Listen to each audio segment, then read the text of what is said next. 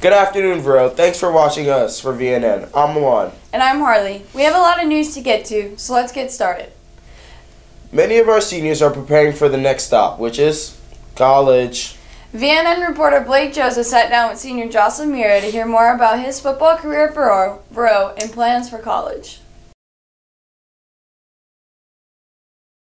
Hello, I'm Blake Joseph, and today I'm interviewing Jocelyn Mira about his future in football and what he plans to do with college. And just want to thank you for being here, Jocelyn. Thanks, Blake. I'm glad to be here. When did you realize that you could really turn football into something for a future? I would say freshman year. I just saw like all these other kids who were seniors going to big colleges, and I felt like I could do the same.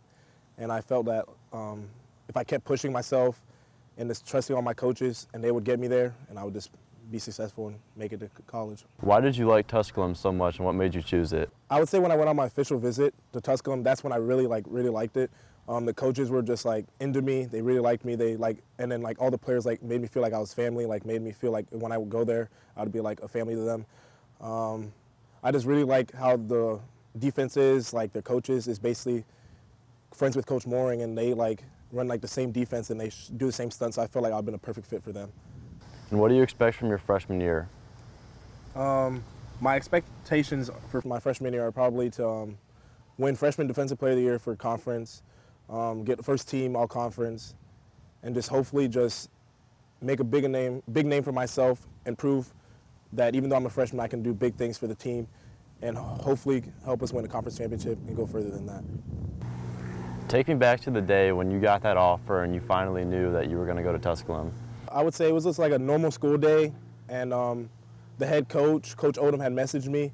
He was like, I got some good news. You're being offered by us to play defense for us, and it was just a great day for me. And then at that point, I just felt like I should communicate with my parents and my family and see how they feel about it. And I was just like, that day, I felt like that was a school for me, and I committed. And what would you say to all the teachers and coaches that you learned from at Vero while you leave? First, I would like to say thank you, because they all just turned me into a better man, and they helped push me and drive me to be a better person in the classroom and on the field. Because without them, I wouldn't be going to college because my grades needed to be there and my athletic ability needed to be there. What would be some advice that you would give to younger kids who want to take their talents to a collegiate level in any sport? I would say just try your best at everything you do. Always give 100%, and just always listen to your coaches because they know the best for you. And just keep pushing yourself no matter what anybody else says. Don't listen to the doubters. Prove them wrong, and just keep going and keep going and keep going. That offer will come one day. That's some great advice. Thank you for coming out today, and we'll be watching you in the fall for sure. Back to you. Nice work, Blake. Best of luck to Jocelyn and all of our seniors next year. Speaking of the future, two of our teachers recently tied the knot. I sat down with Mr. Orr and Mrs. Clark to hear more about their weddings. Okay, so our wedding day, everything went really well. Had a nice ceremony at Church of the Resurrection in Fort Myers, and then a nice reception, and nothing really went wrong, so we were lucky about that, and yeah, it was just an awesome day. So the actual day of my wedding was not as stressful as I anticipated it being. Everything leading up to it was kind of stressful because I had help, but I kind of planned a lot of it myself. So it was just a lot of details to coordinate, even more than the musical, which is already a lot of details to coordinate. So I thought it was going to be really stressful, but the whole day we were just so happy and so excited, and everyone was there that we loved, and it was just completely amazing. And as far as since that day in December, everything's been going really well. Very smooth transition, and we've moved in together, and things have been going really well. We're still the best of friends that we were when we were dating. So married life after has been great because everything's just kind of, I don't know, easier.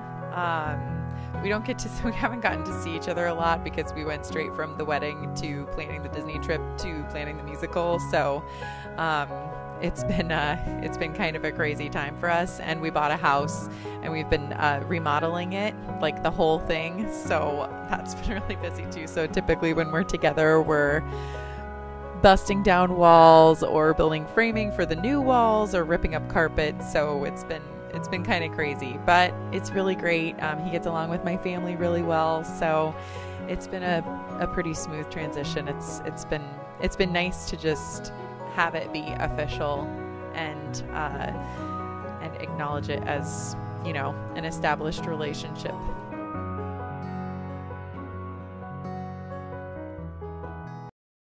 Moving on now, some of our digital video students are on a pretty cool trip up in Seattle, baby. They traveled all the way to Seattle for the Student Television Network National Convention.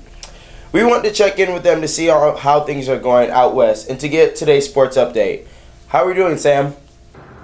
Hey Milan, Danny decided to join me here, and we're in Seattle, Washington. In fact, right now we're on the 35th floor of the Sheraton Hotel. Out that window you can see Mount Rainier, and then somewhere along the skyline is a Space Needle, and it's been a great time here. After a few canceled flights and some luggage that has been lost, we have been having such a great time.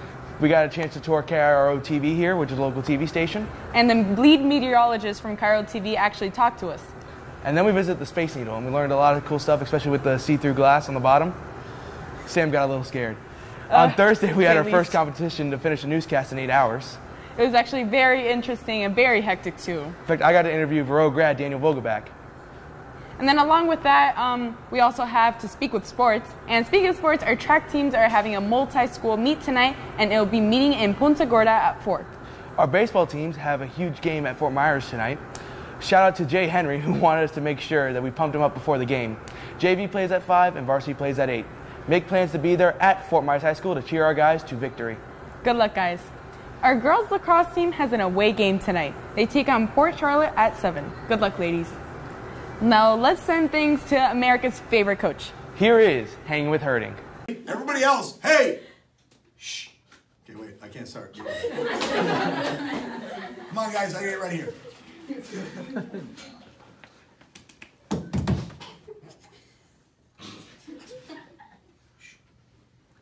Hey, be quiet and don't mess this up. We only got 90 minutes. We can't be wasting any time. Hey! Hanging with Herding. Back at you. Here I am, Matt Herding. Classroom Gym 110, formerly Room 710. Today, what I'm talking about, I was hanging out at the Lazy Flamingo the other day. And I was sitting there visiting with some people. And this is what I hate about living in, we live in Fort Myers. We live in Florida. You get people from dork states that act like their state is actually better. And it's not, okay? I got people talking, oh, you should come visit me in Minnesota. Why would I do that? You know, people from Rhode Island, oh, you should come to Rhode Island sometime. Again, why? I'll take South Dakota, friends. I grew up in South Dakota. I love it. My family lives there. I fly back every summer. And you know how I know I'm on the right plane? Because I'm about 30 times cooler than everybody else. It's like a dork convention heading back there. But yet I go back, they're like, oh, you should move back. We can go swim at our lake cabin. It's about 70 degrees and we can ride a paddle boat. We live on the Gulf of Mexico and have like a real boat. Not paddle boat like it's the Flintstones. We got a real boat. We got beaches. You know, oh, you should come up. We'll drive up to Minneapolis and go to Valley Fair. Woo! We got Disney, Epcot, Busch Garden. What's some other thing called? Animal Planet or whatever it's called. SeaWorld. We got why would I go to Minnesota for that? Like, come on, man. Those are dork places.